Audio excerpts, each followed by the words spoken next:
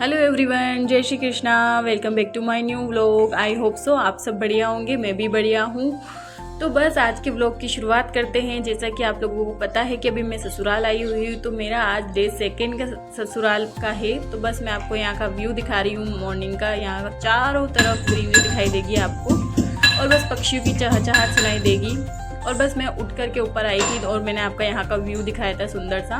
उसके बाद में आज चाय मुझे बना रही थी, क्योंकि मेरे पति देव ने बोला है कि आज चाय तुम बनाओ, पापा नहीं बनाएंगे, क्योंकि मैं थोड़ा अदरक ज़्यादा डालती हूँ और पापा जी को थोड़ा कम अदरक डालते हैं। उन्हें अदरक का टेस्ट नहीं पसंद है, तो जिसको जैसा टेस्ट पसंद होता है उस हिसाब से चाय पसंद आती है, स्पेशली मॉर्निंग वाली। तो इसलिए फिर चाय बनाने के लिए मैं आ गई थी ऊपर। और फिर अनाया और हिमाक्षी भी उठ चुके थे, तो मैंने उनके लिए पहले दूध बना लिया था और उनका दूध निकाल करके रख दिया था।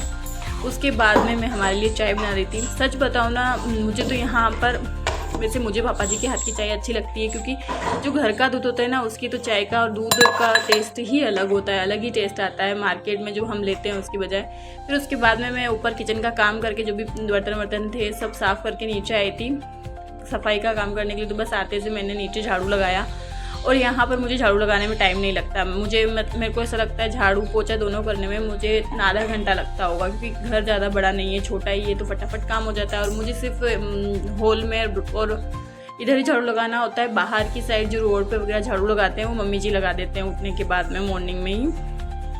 तो मेरे को अंदर का ही काम करना था, तो मैं कर लेती हूँ यहाँ की सफाई वगैरह, तो मेरा फटाफट से काम हो जाता है। उसके बाद में आज बननी थी हमारे घर पे दाल बाटी, देसी तरीके से, देसी राजस्थानी खाना।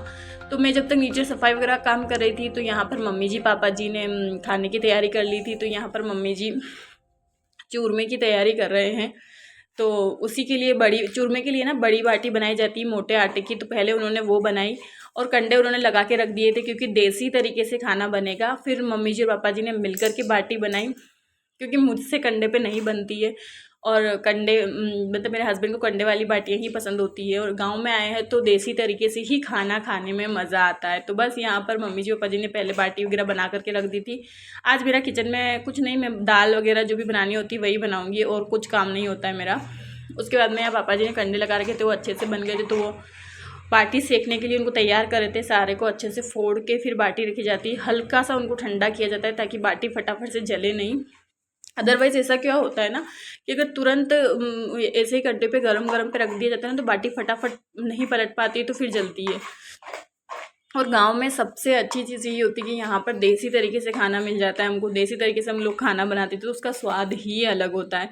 एक्चुअली मुझे तो कंडे पे बाटी बनाना नहीं आती है, मेरे को काफ़ी टाइम भी हो गया, बट मेरे से अच्छे से सेकी नहीं जाती है उस वजह से। और चूरमा तो मैंने मैक्सिमम ओवन पे भी 1 या 2 बार ही बनाया, अदरवाइज़ मैं चूरमा भी नहीं बनाती हूँ। फिर उसके बाद में मम्मी जी पापा जी अपना काम कर रहे थे, तो फिर मेरा काम होता है कि मैं दाल वगैरह जो भी किचन का काम होता है ना अंदर वाला, वो करती हूँ। तो बस मैं यहाँ पर अपनी दाल बना रही थी।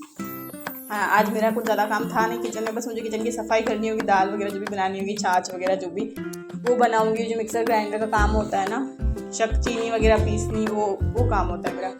बस यही है। वैसे तो हमारे यहाँ संडे को बनने वाला था ये खाना, दाल बाटी, क्योंकि हमारे यहाँ गांव बाहर करते हैं कि अगर बारिश नहीं होती है ना, तो गांव के बाहर खाना बनाया जाता है खेत पे या कुएं पे जाकर।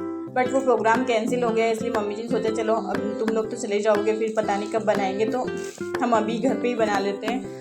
क्योंकि फिर मम्मी जी को अच्छा नहीं लगता कि बच्चे गए, फिर मैंने दाल बाटी चूरमा बना के खाया उस वजह से। फिर यहाँ पर हमारी बाटी भी सीख चुकी थी, और चूरमा मम्मी जी ने अच्छे से, मैंने मिक्सर में ग्राइंड कर लिया था। तो बस चूरमा हमारे यहाँ बनाना था। बस यहाँ पर अच्छे से घी, मतलब बाटी बनी और उसको कोई घी ना लगे तो उस बाटी का स्वाद ही नहीं आता। तो बस यहाँ पर मैं अच्छे से घी लगा रही थी, और मैं जब घी लगा रही थी ना, वो मम्मी जी को नहीं अच्छा लगता, तो मम्मी जी बोलते कि वो अच्छे से लगाना, उसमें अंदर तक घी जाना चाहिए, क्योंकि बाटी के जब तक घी अच्छे से नहीं लगता है तो बाटी का स्वाद नहीं आता है। जो राजस्थानी लोग होंगे ना, वो इस बात को अच्छे से समझ जाएंगे। तो बस यहाँ पर मैं बाटी को घी लगाकर, जो चूरमे वाला आटा होता है ना, उस पर रख रही थी कि जो एक्स्ट्रा घी होगा वो उसमें लग जाएगा। फिर फाइनली हमारे लड्डू बाटी सब कुछ बन चुका था, खाना तैयार था बनके, बट खाएगा कोई नहीं। जल्दी हम इसलिए बना लेते हैं क्योंकि छत पर धूप आ जाती है हमारे किचन में, तो फिर थोड़ा गर्मी बहुत ज़्यादा लगती है, फिर काम करने में प्रॉब्लम होती है। इस वजह से जल्दी खाना बना के हमने रख लिया था, हम नीचे भी ले जाकर रख दिया था। फिर मुझे करनी थी किचन की सफाई, तो बस यहाँ पर मैं अच्छे से पानी डालकर किचन को पूरा धो दूँगी,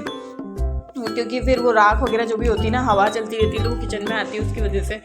तो मैं किचन में पानी डालकर वाइपर से ही साफ़ करती हूँ। तो लगभग हमारा यहाँ 9 साढ़े 9 बजे तक तो सारा काम हो चुका था। आज तो हमारा खाना बन गया था, किचन की सफाई हो गई थी। बस अब नीचे जाकर पानी भरने वाला काम होगा जो मम्मी जी पापा जी ही करेंगे। और फिर उसके बाद बस नीचे जाकर नहाना वगैरह होगा। फिर हमने दिन में खाना वगैरह खा लिया था। और जब भी हमारे यहाँ पर रिवाज है कि ससुराल आते तो मेहंदी लगा करके जाते थे, तो मेहंदी तो मुझे लगानी थी पैरों पर, बट हिमाक्षी को पता चल गया तो पहले हिमाक्षी ने मेहंदी लगाई, तो मैंने उसके दिन में बैठकर मेहंदी लगा दी थी। मैंने भी लगा ली थी अपने पैरों में, हाथ में मैं रात को लगा लूँगी।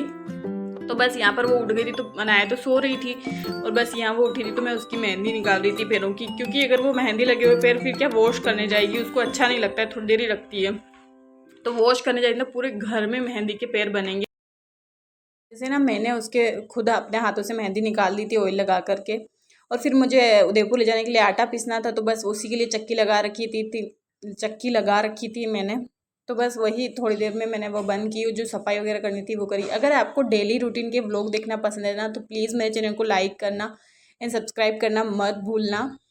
उसके बाद में यहाँ पर बस मम्मी जी बोले तो अपनी पैकिंग करती जा, फिर जाते टाइम तो बहुत सारी चीज़ें भूल जाती है, तो अपनी पैकिंग करते रहो साथ के साथ, जो जो याद आ रहा है वो। तो बस मैं यहाँ पर मम्मी जी पैक कर रहे थे और मुझसे पूछ रहे थे और क्या कुछ याद आ रहा है, और आटा वगैरह देख ले और ज़्यादा पीसना है तो बता दे और पीस देंगे हम।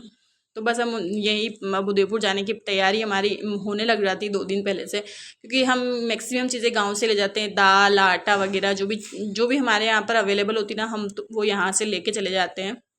तो बाय, मिलते हैं कल। जय श्री कृष्णा।